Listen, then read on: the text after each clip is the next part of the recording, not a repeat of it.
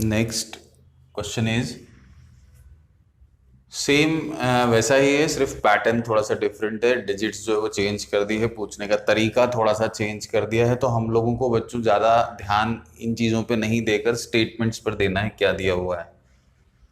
One of the two digits, one of the two digits, दो digits में से, किसके, टू डिजिट नंबर के दो डिजिट्स में से one digit is three times the other digit. एक डिजिट जो है वो दूसरी डिजिट से कितनी है, थ्री टाइम्स है। तो थ्री टाइम्स है तो हम ले लेते हैं let the digit at one's place be x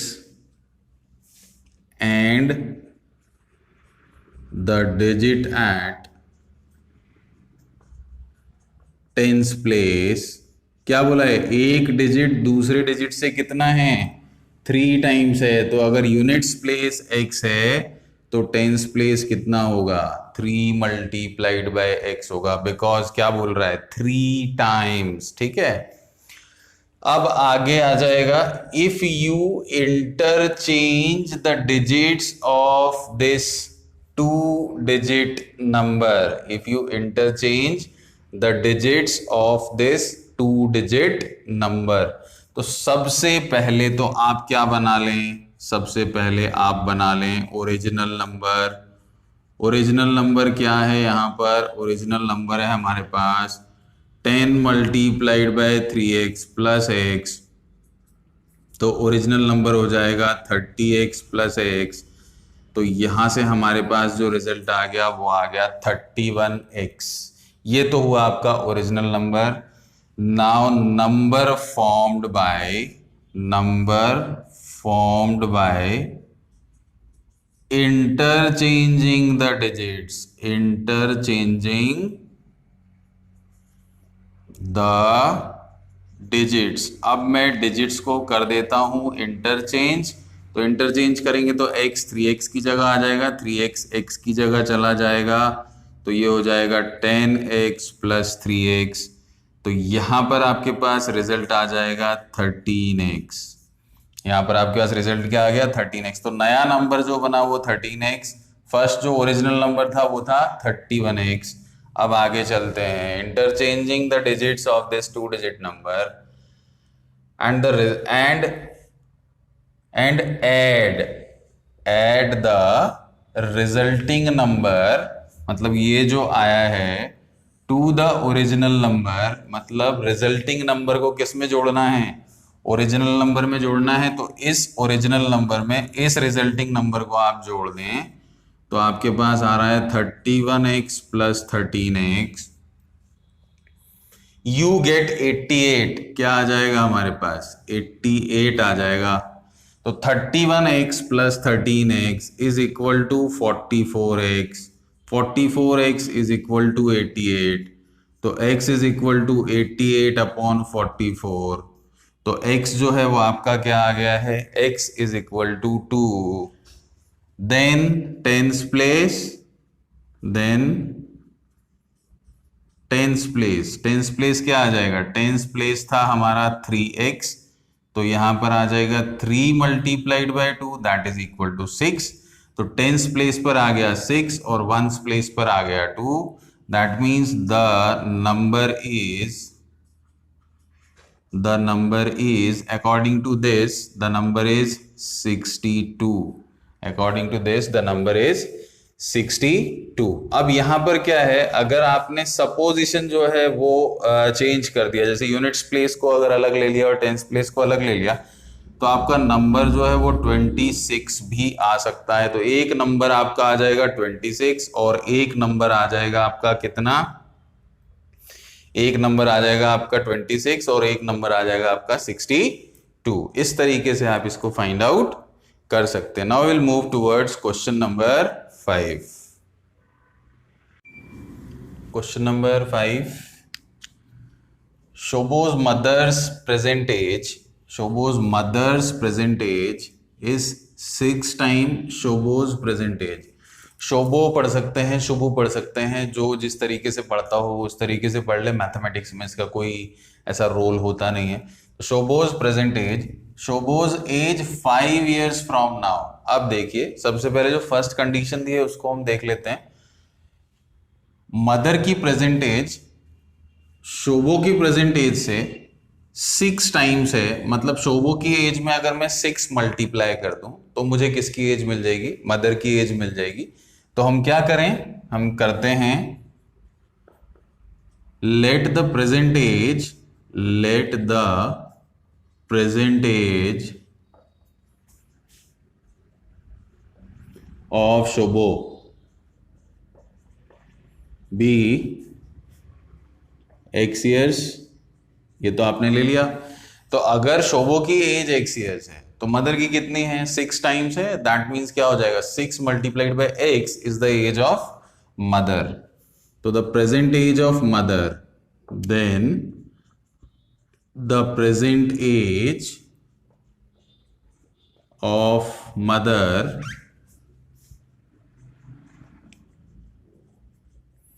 is 6x years. Present age of mother is 6x years. ये तो आ गया दोनों का। अब हम देखते हैं आगे condition. Shobho's age 5 years from now, मतलब आज से 5 साल बाद age of Shobho after 5 years is x plus 5. 5 years from now will be 1/3 of his mother's present age. अब देखिए ये 5 साल बाद जो शोभो की एज होगी, ये उसकी मदर की जो प्रेजेंट एज हमने ली हुई है उसकी 1/3 होगी, ऐसा उन्होंने बोला है। तो 1/3 मतलब 1/3 multiplied by 6x, this is 1/3 of 6x। तो यहां पर आ जाएगा x plus 5 is equal to 6x upon 3। इसको अगर आप कैंसिल कर दें दिस बिकम्स 2x। तो x minus 2x is equal to -5। 5 को हमने यहां शिफ्ट कर दिया, 2x को हमने यहां शिफ्ट कर दिया, तो ये हो गया -x इज इक्वल टू -5। तो x इज इक्वल टू कितना आ गया, 5 years। तो क्या आ गई बच्चों, age of Shobho at present is 5 years। Age of Shobho is 5 years। तो मदर की कितनी हो जाएगी, अगर मदर की निकालनी हो तो then mother's age is 5 multiplied by 6, that is equal to 30 years। तो मदर की एज है 30 years और शोभो की एज है 5 years। Now we will move towards question number 6। Question number 6, there is a narrow rectangular plot। कौन से shape का plot है बच्चों, रेक्टेंगुलर प्लॉट बना लो भाई, फिर जो भी पूछेगा उसको हम कर देंगे। ये हो गया हमारा रेक्टेंगुलर प्लॉट ABCD। थोड़ा सा क्वाड्रिलेटरल जैसा दिख रहा है, रेक्टेंगल नहीं है। आप बोलें तो सही कर देता, चलो ठीक है सही कर देता हूँ। बच्चे सोचेंगे सर को रेक्टेंगल बनाना भी नहीं आता और हमको पढ़ा रहे हैं। चलिए ऐसा ही रहेगा बच्चों। ये rectangular plot reserved for a school in Mahauli village. एक विलेज है वहां पर है। Length and broad breadth of a plot are in ratio 11:4। तो यहां पर क्या हो जाएगा, ये तो हो जाएगी आपकी लेंथ और ये हो गई आपकी ब्रेड्थ। अब हम जब से लीनियर इक्वेशन हमने शुरू किया है, मैं बता रहा हूं यहां पर हम हमेशा क्या ले लेते हैं, x ले लेते हैं। तो लेंथ हो जाएगी 11x और ब्रेड्थ हो जाएगी 4x। Length is 11x and breadth is 4x, जो इन्होंने दे रखा है as per their condition. At the rate of ₹100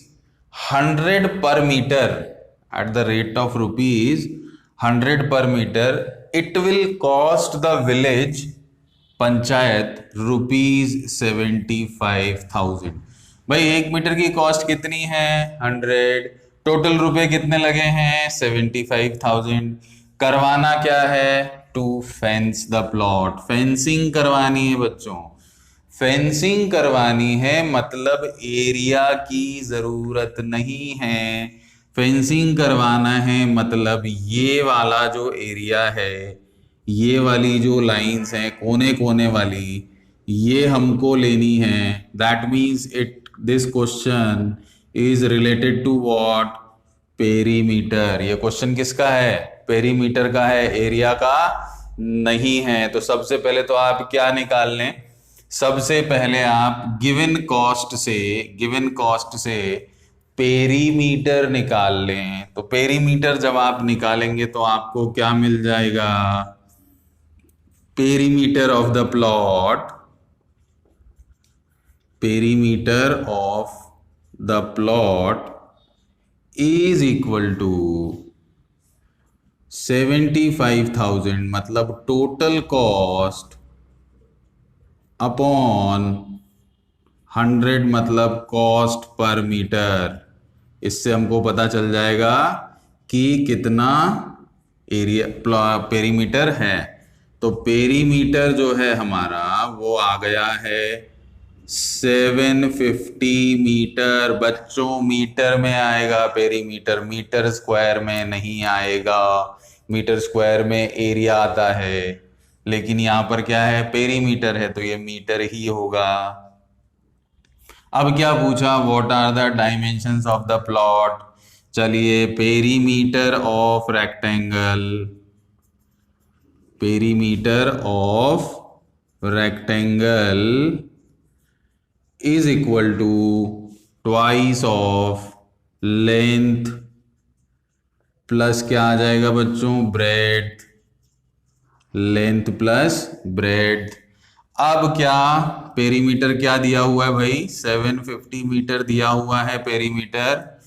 twice of length कितनी ली थी हमने? 11x। Length is 11x and breadth is 4x। तो यहां पर आपके पास आ गया 750 is equal to 2 multiplied by 11 plus 4, 15x। तो ये क्या बन गया बच्चों? 750 इज इक्वल टू 30x। तो अब क्या आ जाएगा? x आ जाएगा भाई।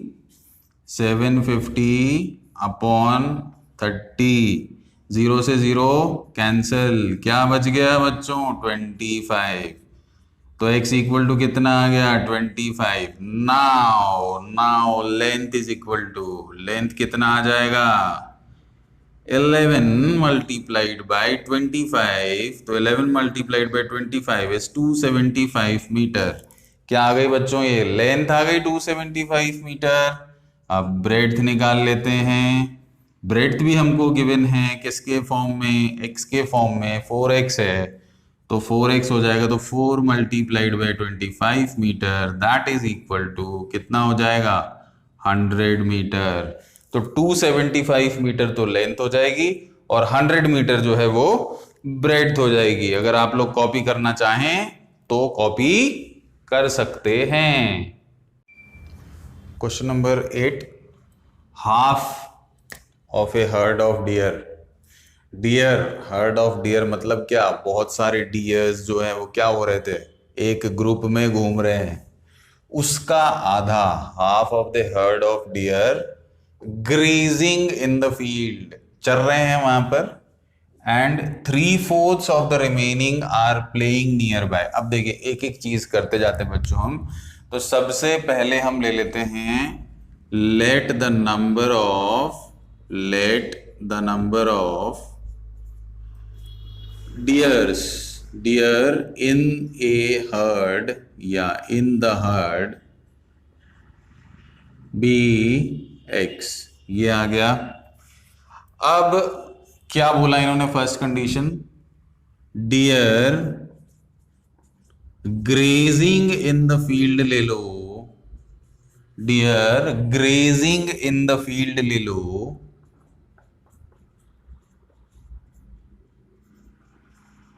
कितने भाई ग्रेजिंग कर रहे हैं? Half. half of x are grazing in the field and 3/4 of the remaining, 3/4 of the remaining मतलब क्या, जितने बचे हैं उसका जो 3/4 है, जितने हमारे जो डियर्स बचे हैं उसका जो 3/4 है वो क्या कर रहा है, वो they are playing nearby, they are playing nearby. तो क्या होगा, क्या बन जाएगा, deer playing nearby, deer playing nearby. Nearby में कंडीशन क्या बन गई हमारी, 3/4 किसका, बचे हुए का, ये बचा हुआ है हाफ, तो ये हो जाएगा 3/4 ऑफ हाफ ऑफ एक्स। तो हमारे पास आ गया 3/8x। ठीक है बच्चों, डियर प्लेइंग नियर बाय कितने हो गए, 3/8x। अब आगे क्या, the rest 9 are drinking water from the pond, बाकी के 9 क्या कर रहे हैं, बाकी के 9 पानी पी रहे हैं।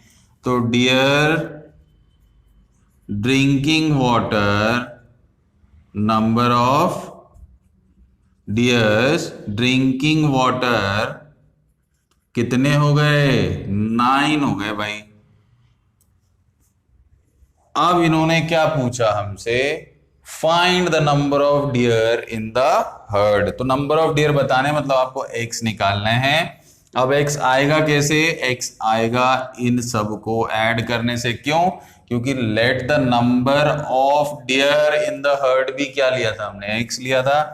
तो ये हो गया half of x plus 3/8x plus 9, इन सबको अगर आप ऐड कर दें तो रिजल्ट जो है वो क्या होगा, x होगा। रिजल्ट जो होगा वो x होगा। चलिए अब हम क्या करें भाई, या तो शिफ्टिंग कर लें या पहले ही एलसीएम ले लें। तो मैं तो कहूंगा आपसे पहले एलसीएम ले लो, ज्यादा अच्छा है। ये हो गया 8 एलसीएम, यहां पर आ गया आपके पास 2 4 जा, तो ये हो गया 4x plus 3x plus 72 is equal to आ गया हमारे पास x। अब यहां पर आ जाएगा 4x plus 3x is equal to 7x plus 72। 8 को मल्टीप्लाई किया x के साथ तो हमारे पास आ गया 8x। 72 is equal to 8x, ये शिफ्ट हो जाएगा यहाँ 8x माइनस 7x। तो 72 इज इक्वल टू क्या आ गया बच्चों, x। तो number of deer in the herd are 72, number of deer in the herd are 72। अगर आप चाहें तो इसको कॉपी डाउन कर सकते हैं। Next question, question number 9, A grandfather is 10 times, a grandfather is 10 times older than his granddaughter, ठीक है। तो सबसे पहले तो हम यही कंडीशन ले लेते हैं जो इन्होंने दे रखी है। तो let the age of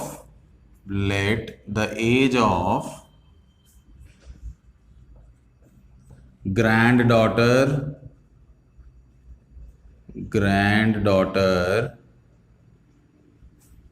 be x years, ये आ गया हमारा let the age of granddaughter be x years, then the age of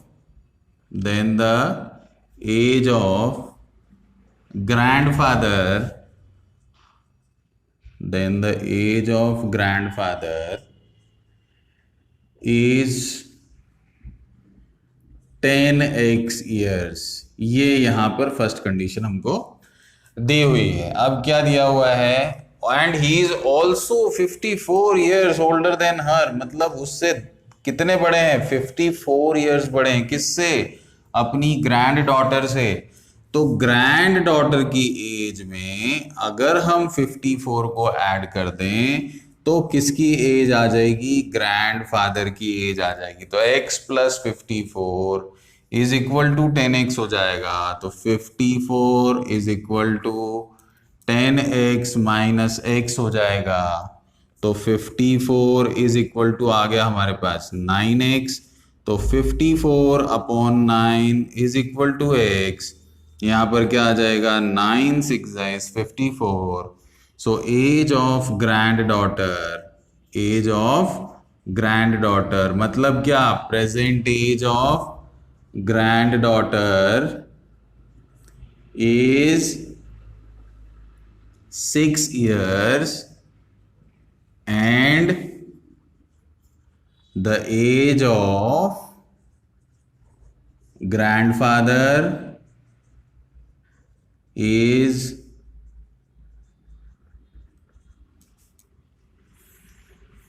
10 multiplied by 6 that is equal to 60 years। तो ग्रैंडफादर की एज है 60 years और ग्रैंड डॉटर की as है कितनी, 6 years। चलिए अब हम चलते हैं क्वेश्चन नंबर 10 की तरफ। Question number 10, last question of exercise 2.4। Aman's age is 3 times his son's age. देखिए वापिस यहां पर फुल स्टॉप आ गया है हमारा, तो हम क्या करें, सबसे पहले तो इतना ले लेते हैं हम, late the age of Aman's सन। क्यों सन की ले रहे हैं, क्योंकि अमन की एज तब निकलेगी जब सन के एज में 3 मल्टीप्लाई करेंगे आप। तो let the age of Aman's son be x years। ठीक है बच्चों, ये हो गई x years। देन अब क्वेश्चन के according then the age of Aman, then the age of Aman is 3x years। ये सारी जो बात करते हैं ना बच्चों, ये सब प्रेजेंट एज की बात करते हैं, तो ये हो गया 3x years। Now next condition, 10 years ago, 10 साल पहले, 10 years ago, तो ये क्या हो जाएगा 10, किस में से माइनस करेंगे, 3x में से। 10 साल पहले अमन की एज क्या होगी, 3x माइनस 10, और बेटे की एज क्या होगी, x माइनस 10। इक्वल टू क्यों लगाया, अभी कंडीशन आ रही है देखिए। 10 years ago he was 5 times his son's age। अमन की एज जो थी 10 साल पहले, वो उसके बेटे की एज से कितनी थी, 5 times थी। तो बेटे की एज में अगर 5 मल्टीप्लाई कर दें तो पिताजी की एज आ जाती है। ठीक है, तो ये हो गया 3x minus 10 is equal to 5x minus 50। Shifting कर लेते हैं, -10 प्लस 50 को मैंने यहाँ शिफ्ट कर दिया है, और 3x को मैं इस तरफ ले जा रहा हूँ, तो ये हो जाएगा 5x माइनस 3x। तो ये कितना आ गया बच्चों, 40 इज इक्वल टू 2x। तो कंडीशन क्या आ गई हमारी, 40 upon 2 is equal to x। तो x इक्वल टू कितना आ गया, 20 years। दैट मीन्स अमन के सन की age, the age of son is 20 years and the age of Aman is 3 multiplied by 20 that is 60 years। क्यों 3 multiplied by 20, क्योंकि इसकी as कितनी थी, 3x। Now we will go for exercise 2.5 in the next video, and 7th question we will discuss after percentage। Thank you बच्चों।